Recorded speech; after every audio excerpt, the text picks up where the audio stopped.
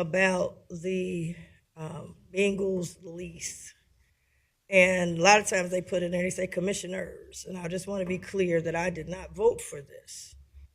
And I hope that they will highlight that because I've been getting some calls saying that, I was a part of it. A lot of the stuff that's being brought up is the reason why I didn't go with it. Unfortunately, they didn't write those articles at that time before the vote.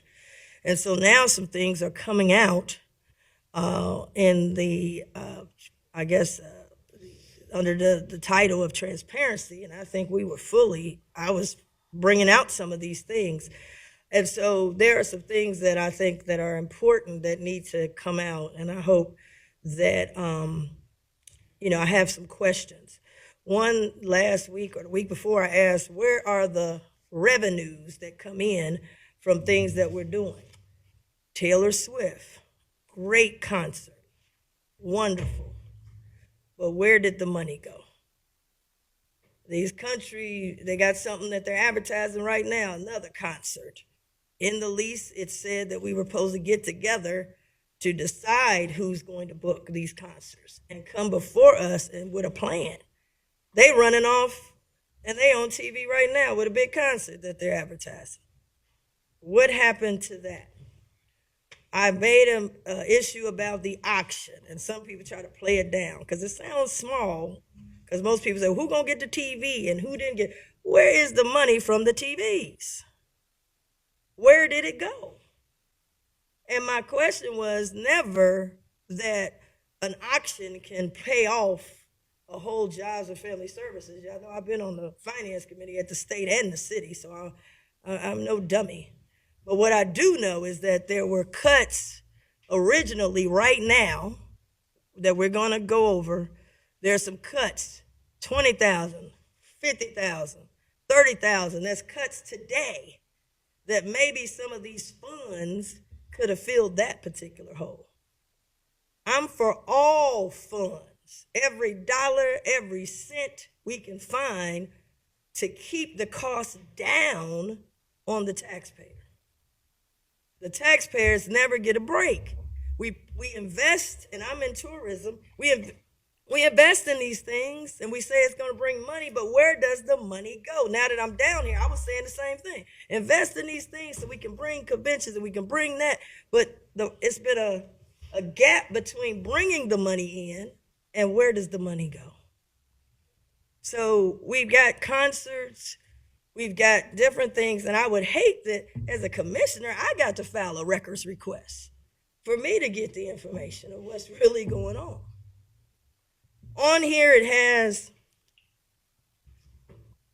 one, we had asked for the financial records. I remember we first started out. They said, oh, we get this team in, we hired this national guy and he gonna get the NFL records and he's got a good track record.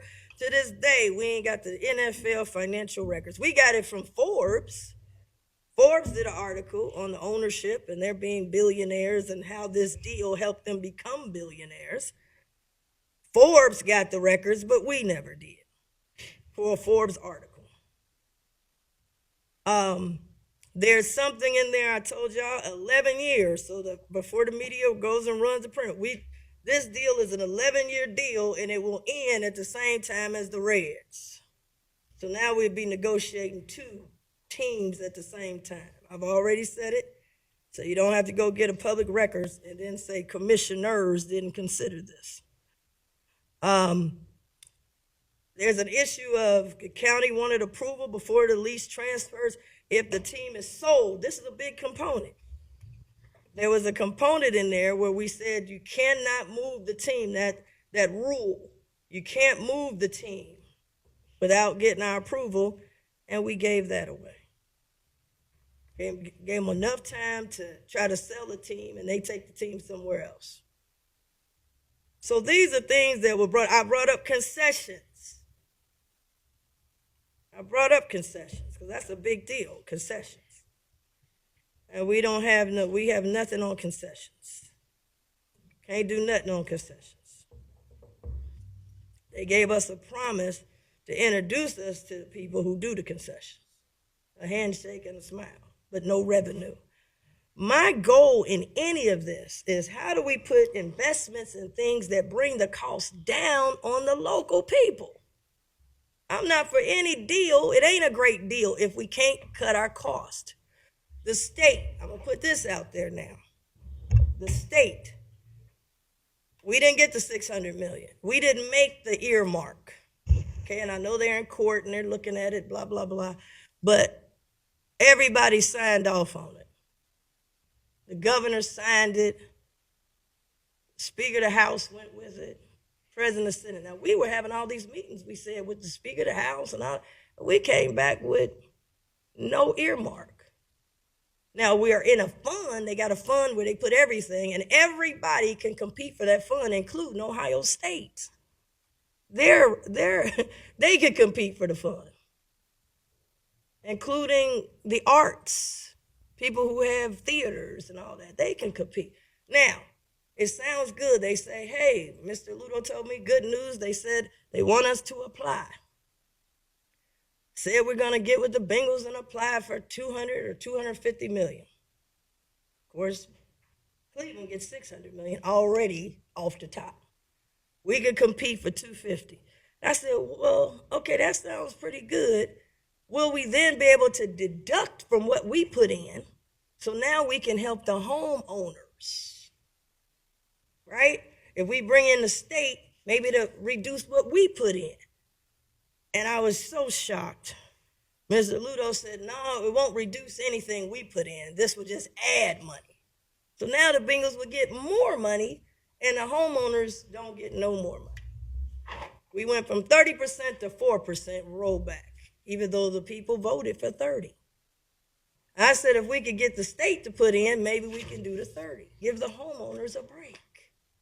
So now we go and apply for something that don't give the homeowners no break. It just helps get more money to the Bengals. And by the way, it also says you need matching money. Oh, Lord.